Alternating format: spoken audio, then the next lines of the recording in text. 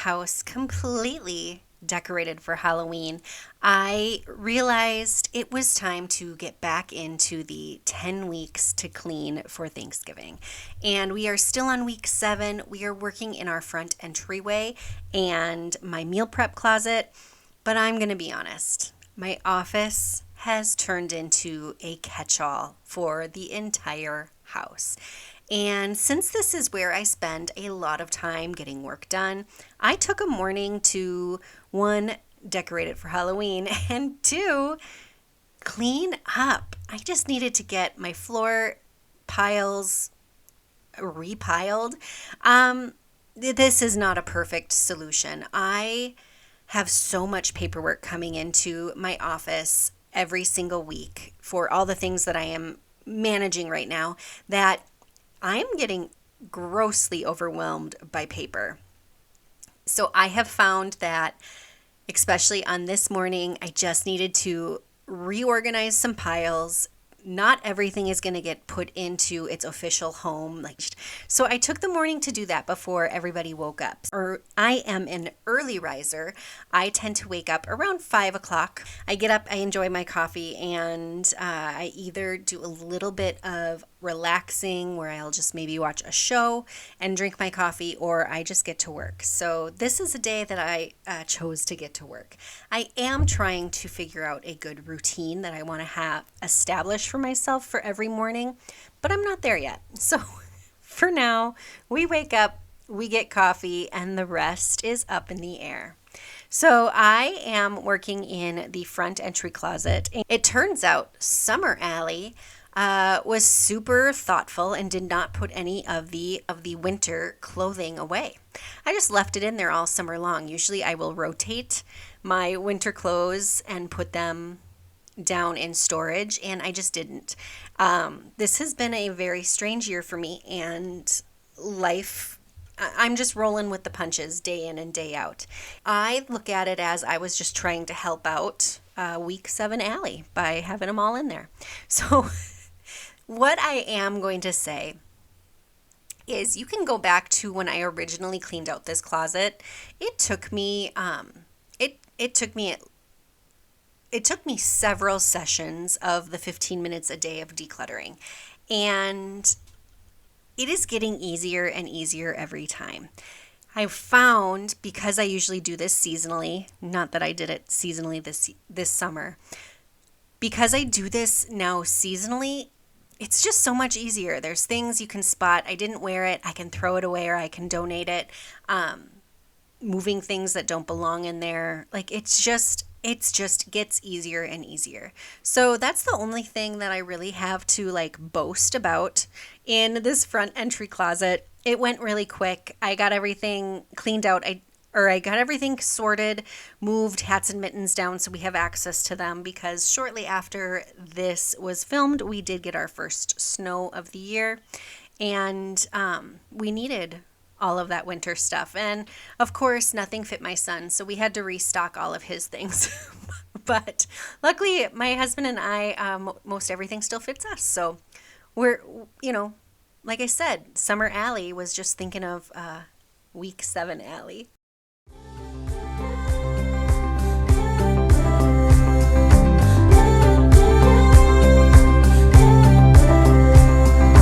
Tell me about that little boy playing in the kindergarten. Life wasn't always good to him. Fighting school, he tried to win them. But then he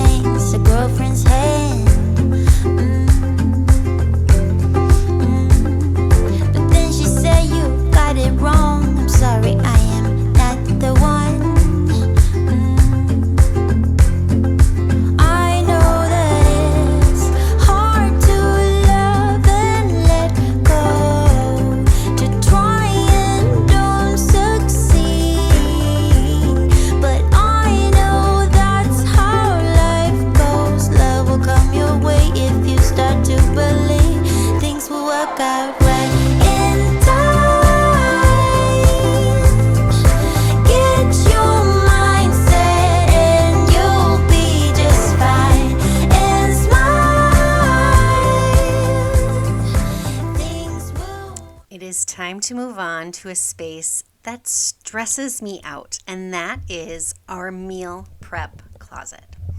This is a storage closet that I store small appliances in, extra food in, pans and baking things. We do not have a ton of storage in our kitchen, or maybe I just have too much stuff. What came first, the chicken or the egg? I'm not really sure, but what I will tell you is I have filled this closet full of kitchen stuff, and even getting rid of things, I still ran out of space. I thought I would have so much space by going through this closet again because I had a plan for a few things that are in here, like my cookie decorating things and my bread making items. Basically, all the hobbies I started since I quit selling Tupperware. All of the hobbies don't need to be stored in here because I don't do them daily. So I am moving those things downstairs. So of course, right now they are in a downstairs holding area, which is the downstairs bar that we have. I thought I would have so much extra space in here, and I just didn't. But what I was able to do, so I did have a mission. I have been having trouble getting down crock pots, things like that, because they're up high. I am all of 5'3" and can never reach everything. So I decided I wanted to have an appliance shelf. A shelf just for my appliances. I have started using my food processor a lot more. I use my crock pots quite often. I wanted access to my hand mixer.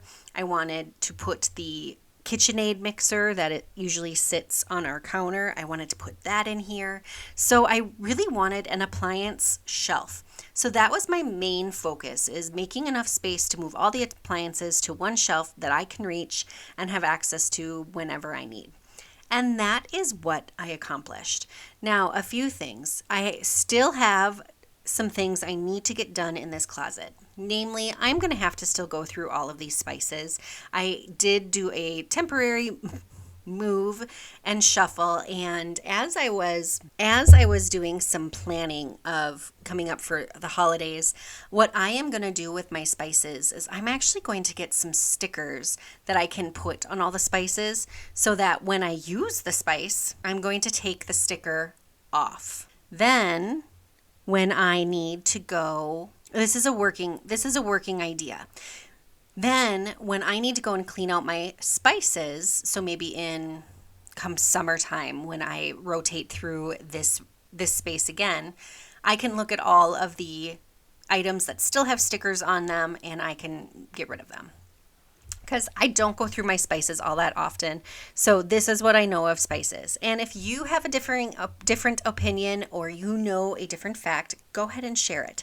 But what I know about spices is they are already dehydrated, they are dried, and then I store them in airtight containers, which helps preserve them longer than normal. So over time, the spice itself does not go bad, but it does lose its flavor.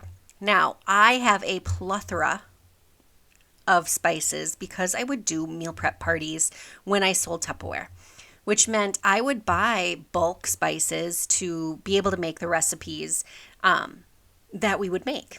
I am also notorious for purchasing a spice that I'm only going to use for one recipe. And as of late, I would say the last year or two, I would buy those spices and then I wouldn't even make the recipe. So I do have some spices that haven't even been opened yet. But as far as them like going rancid or like having the possibility of making you sick, that's not really how spices work. But they do lose their flavor where you'll either need to use more of them or they might be kind of stale. So that is what I know of spices, which is why I don't rotate them all that often. But maybe you know something I don't know. So tell me in the comments below, what do you do with your spices? I know I have seen memes of people like going to grandma's house and finding pepper that was from like 1982, that kind of thing. That's not really what I'm talking about, but at the same time, if spices don't really go bad, I could not imagine eating pepper though. That was 40 years old. Ugh. Anyway, tell me what you think. What do you do with your spices? In addition to my sticker idea for my spices, I also am planning on starting to shop from my pantry first. I know this is a concept that I should always be implementing, especially to save on groceries, but I just don't. And it's time. It's time to actually start meal planning around what I already own and what is in here. Mainly because I want to make some extra space in this area. So that is the new plan. Now, I don't want to pretend I am perfect because meal planning lately has been a struggle for me. And my hope is by getting the kitchen and this meal prep closet and getting my surroundings all tidy and reorganized and decluttered again, that it's going to become simpler for me again. There's just been some things as I have been getting back into different routines. There has just been some things that I still struggle with. So it's all a work in progress. And if you've been watching for a while, you may have noticed that I have a new channel name. And that is because, as with everything, I am really learning that it is okay to just be perfectly in progress. Worked out right.